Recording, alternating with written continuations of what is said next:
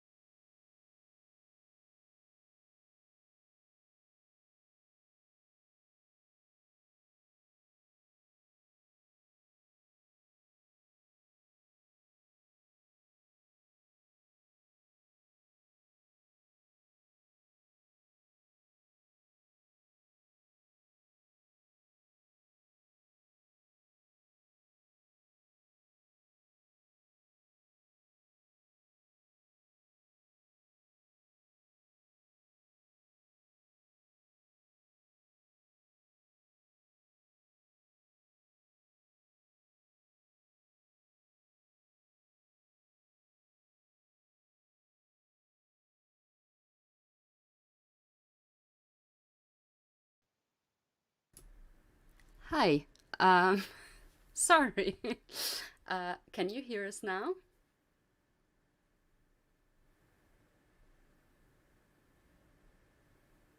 Hello. Yes, I also can't hear you. I hope that's still a delay. I'm still waiting for a second. We'll edit this out in post and we'll just start new. Okay, great. Now you can hear us. Perfect. So now you actually know that we're really live. This is the dead giveaway. So, should we actually restart? I think we will cut out the part that we didn't talk about. I just put in back the quote and we'll just start again by reading the quote and give you the full experience of the episode. For anyone who isn't live here, they will never know about this. All right, so the concept of street food is laced in the foundation of the cultural, financial, and political composition of a given urban center. Street food embodies the essence of a culture. It upholds traditional practices of a given ethnic hub and sustains the liveliness of cities.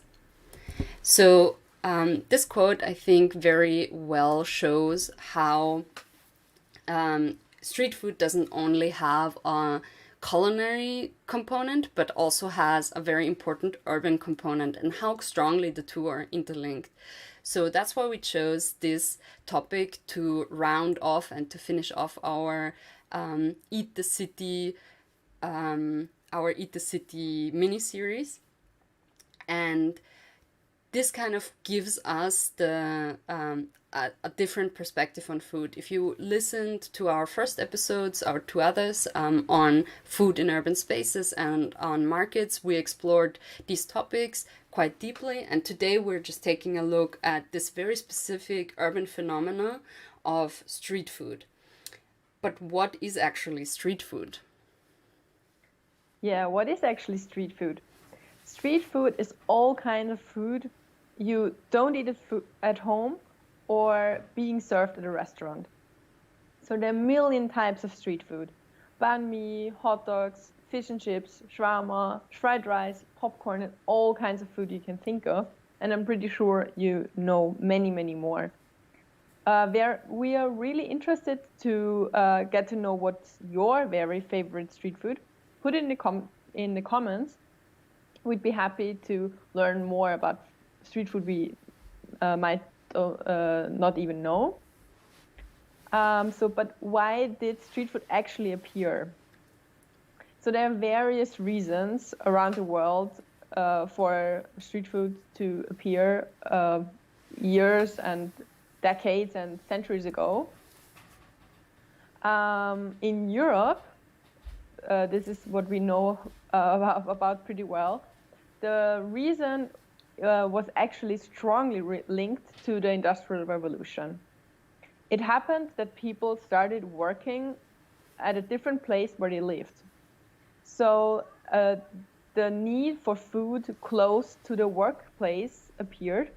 And so little kiosks close to factories came up to feed the workers during their lunch break. So this little kiosk to sell conveniently fast food appeared close to the factories during the Industrial Revolution. But in general, the urban aspect of street food is not very well researched. And so if you know the background of some street foods in your surrounding, let us know in the comments. We are really interested in finding out more about that. So actually nowadays the things changed, and so nowadays street foods in Europe became a very strong got a very strong lifestyle aspect. Which, of course, doesn't mean that street food is not sold randomly as well, but has much more this kind of festivalization to it. Exactly. So it happens a lot that there are food festivals where especially this kind of international street food is presented.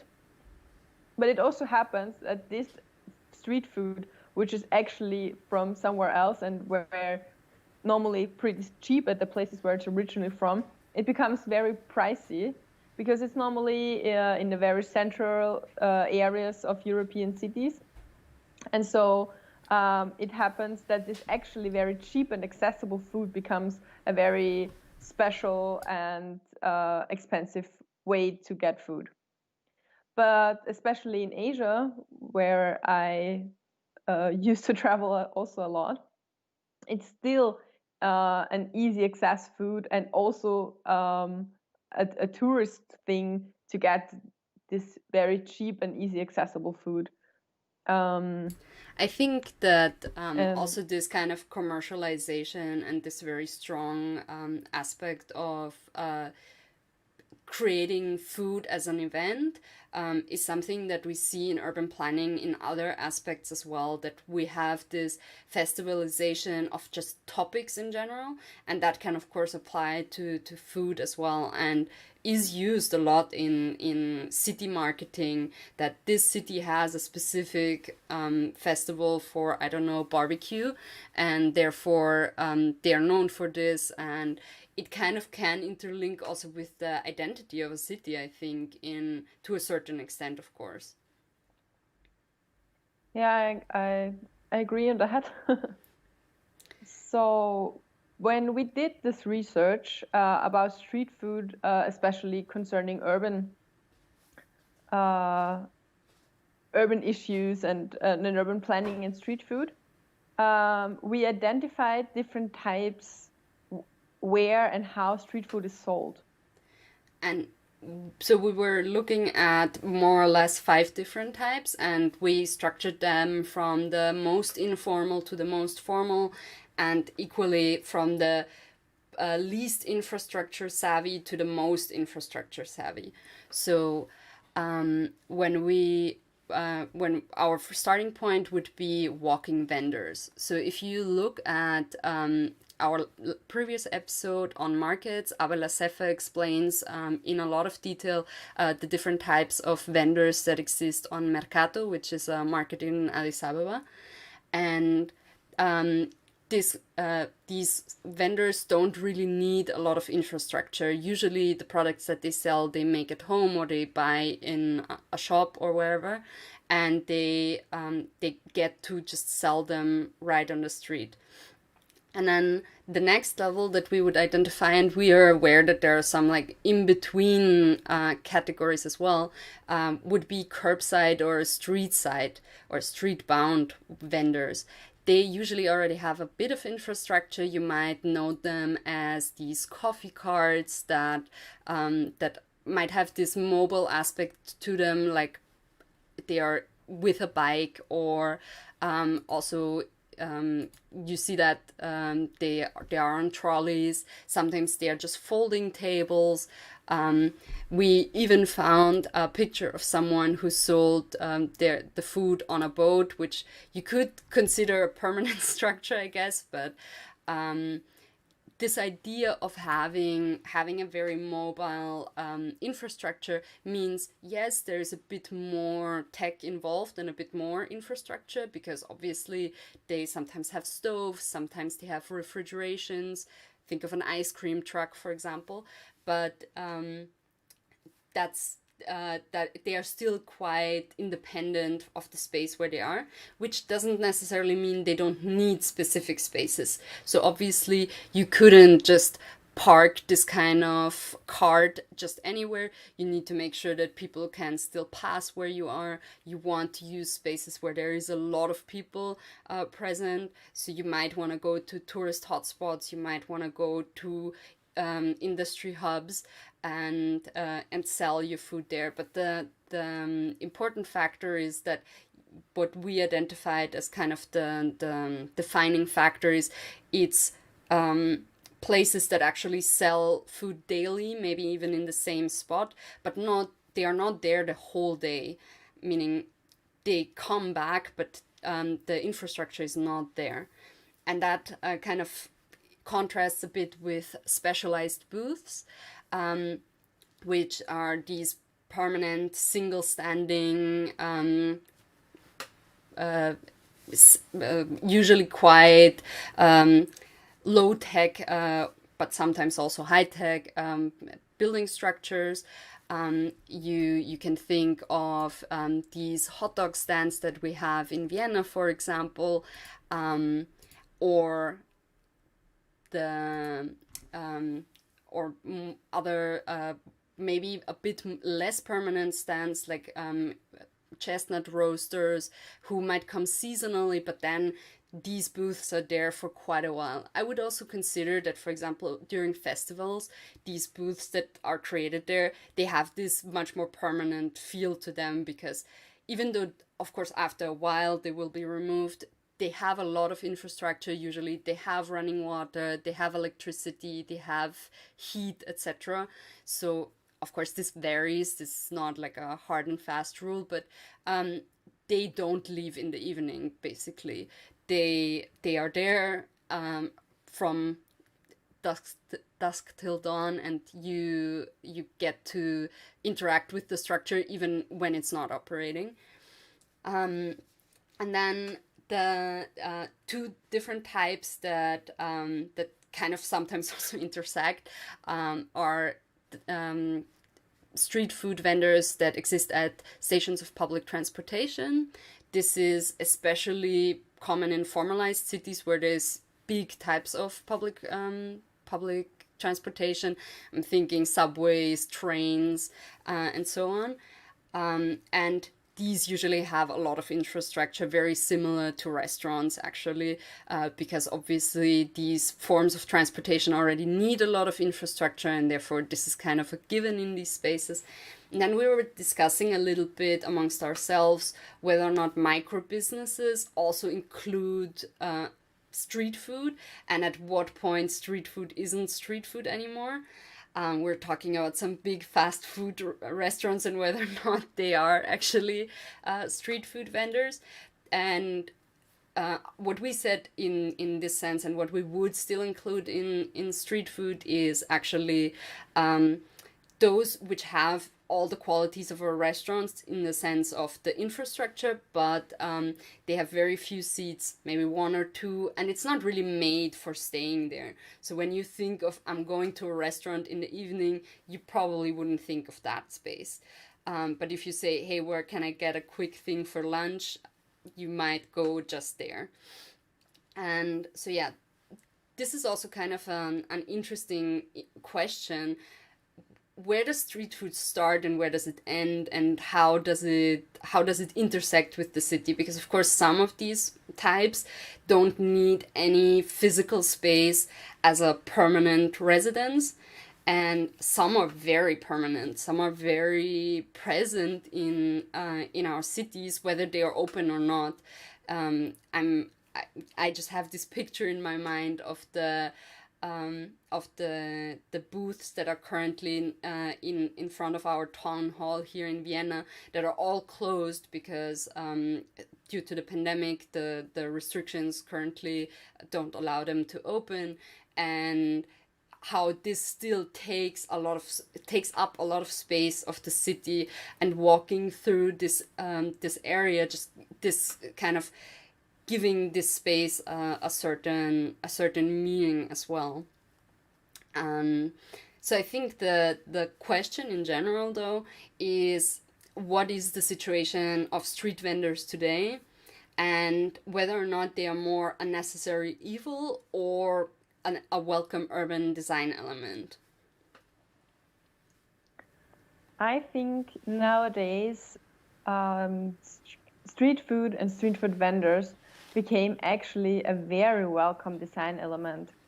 At least in Europe and in very formalized Asian cities, I witnessed this a lot. For example, in Taiwan, the night markets, which normally sell a lot of street food and other things, are very welcome in the city planning, in the urban planning nowadays, because all those little colorful stands create a very welcome livelihood, liveliness to the city and to the square. If you have a kiosk there, it always it creates a different kind of space, and this kind of space and this kind of atmosphere is often actually wanted to be created by urban planners, and that's why they often use this infrastructure and give actually this infrastructure to food vendors and put kiosks there to create this kind of lively square they wanted to create. Yeah, we were looking at some plans actually in research of this, because what I find very interesting is there's so little literature, but there's a lot of practical approaches. So if you look through plans of public space, we found two just in the city of Vienna in recent years, one at a waterfront and one just in a big intersection in the city, that very specifically gives space to street food vendors. Yes, but at the same time, I read a quote by a Viennese, I think it was an urban planner or an employee of the city dealing with this issue, that they wanted them to be there, but in a very limited and restricted way. The quote said, if you put one there, you got 10 if you want or not, unless you limit it. And so this is this kind of dealing with the unplanned. They want to seem unplanned, but if it happens unplanned, they don't want that anymore. At least in very formalized European cities it happens. And I think this is just something that is always at odds with having this very strong planning, just planning need, that if you want everything to be hyper formal, it's really difficult to give space to unplanned things. And we were discussing a little bit on what the origins of street food in general are, and how we both would actually surmise or guess, since we didn't read up on that too much, because it doesn't have so much to do with the spatial aspect, but that it really comes from this this bottom down movement, the bottom up movement of people wanting to support their livelihoods. And if you look towards, for example, a lot of formalization processes, you see this. I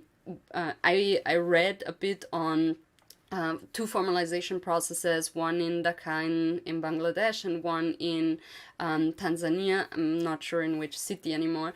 That with formalization, they really tried to separate out types of use, and so living was in one area, and then commerce was in another, industry in another, etc., etc.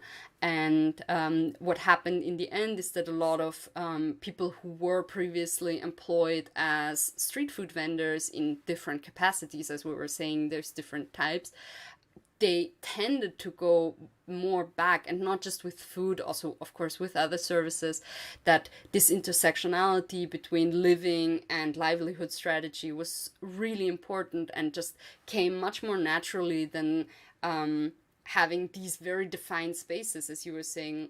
And I think cities do struggle with this dynamic of being very planned and wanting to plan everything, whilst needing to give the space to people to actually thrive in the city. So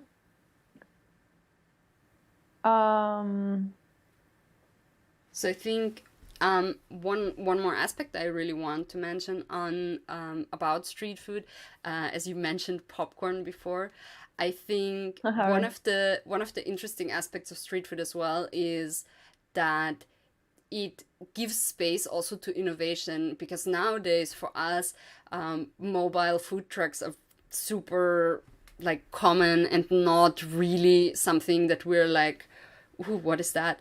But of course, that came out of this innovation that was created, and one of the first mobile stations that produced popcorn actually was invented in the US, and kind of gave this way of having also snack foods in public spaces.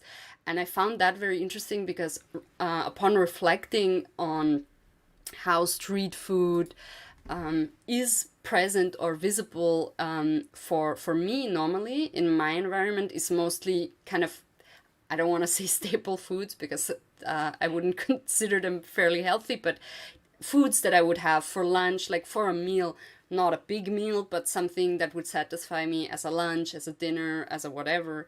And then I was thinking on popcorn, and popcorn obviously isn't a filling meal, it is a snack, and how this actually also kind of shows how differently street food can happen in different cultures. Because when I think of going to Brazil, for example, I saw that drinking coconut water, having some churros, these kind of very snacky foods played a big role in being present in urban spaces. And you would have people sell them every couple of steps. Maybe I'm exaggerating a bit, but this kind of flair of the city that you were talking about really is influenced by these unplanned and informal moments, basically. Of course, not all the vendors are informal. There are a lot of different types of licensing, but I think that innovation at its core is also really important to how street food is sold, where it can be sold, and sometimes even a low-tech solution can be an option, because yeah, electricity is not very mobile at times, with batteries, of course, but firewood and a fire can be extremely mobile. So it's not always about going high tech, but innovation can also be sometimes in the simple things. And so, yeah, kind of to conclude this episode. Yeah, so we talked about a big topic of street food is the accessibility of food. Street food makes food very accessible. And so we thought of doing a spreadsheet again, like the one we did for the walkable city. And we're still working on that, but we want to find out how accessible is food in your city and how eatable is your workplace and place of education. So if you have a canteen, is this like the only place where you can go? Do you have any other places where you can go? So all these kind of things, we want to invite you to think about that. So we are creating a spreadsheet and put it on our website in the next couple of days. And follow us on Facebook or Instagram to get updated when we put it online. If you are interested in how accessible is actually food in your city around you. So stay tuned about that. And I also want to recommend for all our German speakers a very interesting diploma thesis. We read a lot about street food for this episode. It's by Reinhard Süß, who used to be one of our colleagues at the university, and we will link his diploma thesis to this episode because we really warmly recommend it. Yeah, so that's about it for today, I guess. If you made it until here, again, sorry for the little complication in the beginning, and if you're listening to the edited version of this episode, never mind. So, yeah, we wish you a good night, and hope you enjoyed this little series on Eat the City, and we're looking forward to seeing you in the next year with even more episodes. Bye. Bye.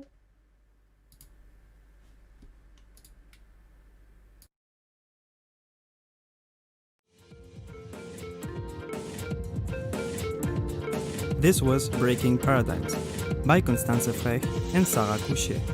Be part of the conversation. If you like what we do, consider supporting us and join our Patreon community. Connect with us on Facebook, YouTube, and at breakingparadigms.org. Content and editing by Constanze Frech and Sarah Kusché. Sound design by Didac Barroso and Florian Frech.